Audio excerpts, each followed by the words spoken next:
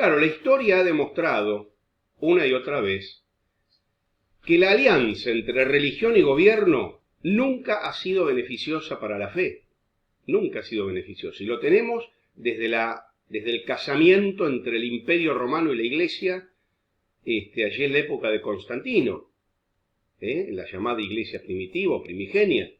Vemos que no fue para nada beneficiosa para la fe. La introducción de toda clase de doctrinas paganas, de herejía, es decir, la excesiva protección estatal en realidad termina debilitando a la religión, debilitando a la fe. Las leyes que pretendían imponer obligatoriamente la religión terminaron desvirtuando a la religión y estableciendo en realidad formalismos meramente superficiales. Lo que existió aquí en América fue una incorporación exterior de rituales y de creencias, una incorporación meramente exterior que en realidad se superpuso a las creencias paganas originales, que no fueron abandonadas, se superpuso. Después vamos a dar algún ejemplo respecto de esto, pero esto de que la alianza entre religión y gobierno nunca fue beneficiosa para la fe, que es lo que sucedió aquí en América, lo reconoce el mismo Papa en 1562, el Papa Pío IV. Dice así el Papa Pío IV, 1562, me informan que se ha abierto en los prelados un tan gran abismo de avaricia que muchos de ellos se apropian de riquezas buscadas allí ocultamente. Y es más, el mismo Papa prohíbe a los religiosos volver a Europa con riquezas, porque esto es lo que estaba pasando.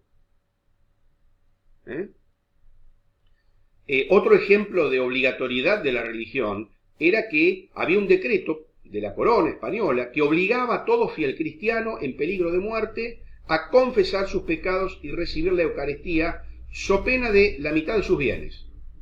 Es decir, la imposición obligatoria de la confesión, de la recepción de los sacramentos, que si una persona es un fiel creyente y verdadero creyente, no hace falta que lo obliguen, siendo que cree realmente en que su alma, el destino eterno de su alma está en juego. Si hay que imponer una pena de perder la mitad de sus bienes, ¿no? Fundamentalmente para su familia, si no cumplimenta con los deberes religiosos, algo mal está funcionando en esa sociedad. Yo les decía que les iba a presentar un ejemplo de cómo existió una incorporación exterior del culto sin abandono de sus creencias aborígenes originales. Cuando me tocó visitar Lima, Perú, estuve en el Palacio Arzobispal, que está al lado de la catedral. A mí me fascinan los museos, las iglesias, etcétera, etcétera. Bueno, y la persona que nos explicaba nos mostró el cuadro de una virgen de una montaña, no recuerdo ahora el nombre, con esa imagen así triangular, ¿no?, de la Virgen, muy parecida a la imagen de la Virgen de Luján, que tal vez nosotros conozcamos mejor. Y claro, cuentan que el obispo vino de España a visitar América y quedó maravillado cómo los aborígenes le rendían un culto tan fiel, tan amoroso, tan ferviente a la Virgen María bajo esa advocación. Y realmente quedó maravillado cómo los aborígenes habían adoptado este credo con tanto fervor. Claro, resulta que la realidad es que ellos veían una similaridad entre esa imagen con su verdadera deidad, que era la montaña. Entonces ellos identificaban esa imagen triangular, ¿no?, con la montaña, con lo que ellos ya venían. Ellos le estaban rindiendo culto a la montaña, a su deidad, a la tierra, podríamos decir. No a la Virgen María, de quien tal vez ni sabrían bien quién era o en qué consistía ese culto. Entonces, aquí hubo una adopción meramente exterior de las formalidades y de los símbolos del catolicismo, sin un abandono real de las creencias originales y paganas, por lo menos en la mayoría de los casos. Bien, en otro de los capítulos, García Hamilton muestra ya más explícitamente cuál fue la influencia religiosa en la conformación de las sociedades en América Latina. Para esto comienza explicando y comienza dando cuenta de España en la época de la conquista. Recordemos, 1492, los españoles llegan a América, Colón. ¿Qué pasaba en España en ese contexto? Bueno, recordemos que España había estado invadida, toda la península ibérica, durante muchos siglos, por los moros, por los musulmanes. Y durante siglos los españoles llevaron a cabo la reconquista de su territorio.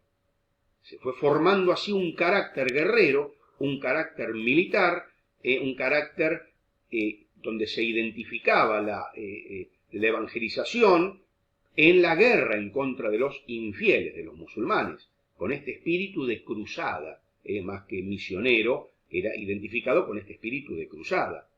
Entonces, en 1492, unos meses antes de que Colón llegue a América, los españoles logran expulsar definitivamente a los moros de su territorio. El último bastión musulmán, Granada, el último bastión cae, y el rey moro, Boabdil, le entrega las llaves de la ciudad a Fernando el Católico, rindiéndose, y según cuenta la tradición, él también se hizo cristiano, el rey moro Boabdil. No sabe eso, esto es lo que cuenta la tradición. Entonces, los españoles en 1492 logran expulsar a los musulmanes de su territorio después de siglos. Averigüen ustedes cuántos siglos estuvo allí invadida la península ibérica. A la vez, ya previamente, unos años antes, se habían unido la Casa de Castilla y de Aragón, más otros reinos, Navarra, León, otros reinos, y España se unificó. España se unifica. Expulsan a los moros. También expulsaron a los judíos, porque ellos tenían una política de unidad religiosa. Entonces, y descubre América. España va a ser la primera potencia mundial. Entonces, expulsión de los moros, expulsión de los judíos. Tengamos presente que en España no entró la Reforma. No pudo ingresar prácticamente la Reforma. Y los reyes de España se les llama reyes católicos, porque su función fundamental que se atribuían era la defensa de la fe católica. Los reyes católicos, Fernando de Aragón e Isabel de Castilla, luego Carlos I, que es el nieto de ellos, también llamado Carlos V, y luego Felipe II, que es el hijo de Carlos I o Carlos V. También, paralelamente, se crea el Tribunal de la Inquisición, que era un tribunal popular para verificar, para inquirir, ¿no?, en la práctica de los católicos, a ver si era o no conforme a la ortodoxia doctrinal. La Inquisición, entre paréntesis decimos, no persiguió ni a protestantes ni a judíos, sino que era un tribunal para investigar la práctica de los católicos, y en caso de que se hubiera detectado algún tipo de irregularidad, se le imponía una serie de penas. Y si era encontrado culpable, la Iglesia, el tribunal de la Inquisición, lo entregaba a la autoridad civil para que la autoridad civil ejecute la pena. Bien. Ahora, ¿qué influencia tuvo el hecho de que las colonias españolas fueran católicas sobre nuestra cultura actual, sobre la política, sobre la economía? Esta es la gran pregunta del texto de Hamilton. ¿Qué influencia tuvo el hecho de que las colonias españolas fueran católicas y no protestantes sobre nuestra cultura, sobre nuestra organización política y sobre nuestra economía? Digo nuestra porque estamos en Latinoamérica y somos parte de esta región evangelizada por España, por la España católica. Pensemos y recordemos que la Reforma prendió o se extendió por países como Inglaterra, Holanda, Suiza, Suecia, Noruega, América del Norte, parte de Alemania. Allí se extendió la Reforma. Y la tesis del autor es que la Reforma va a generar un modelo de sociedad. Un modelo de sociedad. Y acá se va del tema religioso, porque Hamilton no es un teólogo. Digo Hamilton y todos los autores que escribieron en el mismo sentido, empezando por Max Weber y siguiendo por tantos otros. No le importa el tema doctrinal religioso. Él no es que es protestante y entonces habla contra los católicos. No pasa por ahí. Él hace un análisis sociológico, histórico y sociológico. Y dice, la Reforma generó un tipo de sociedad, un modelo de sociedad distinto a la católica, a los países católicos. ¿Cuál fue el modelo de sociedad que impuso la Reforma?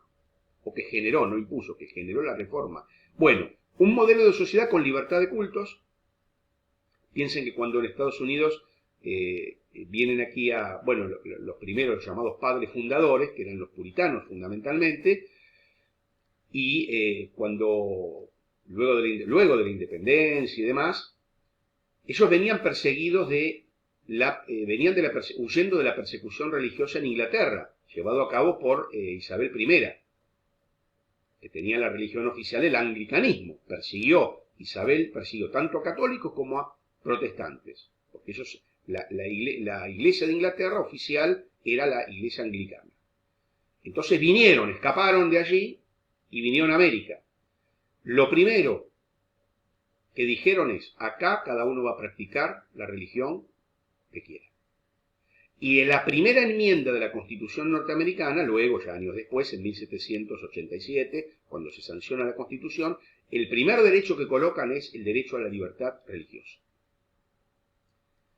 Y el Estado no va a estar ligado a ninguna religión. Pero no como acá en Argentina, que el Estado que se estableció un laicismo donde el Estado era en cierto modo hostil a la religión. No, en Estados Unidos el Estado no está ligado a ninguna religión para beneficiar a una en perjuicio de la otra, pero más bien el Estado está para beneficiarlas a todas. Es un Estado amigable con la religión. Ese es el modelo que generó el protestantismo.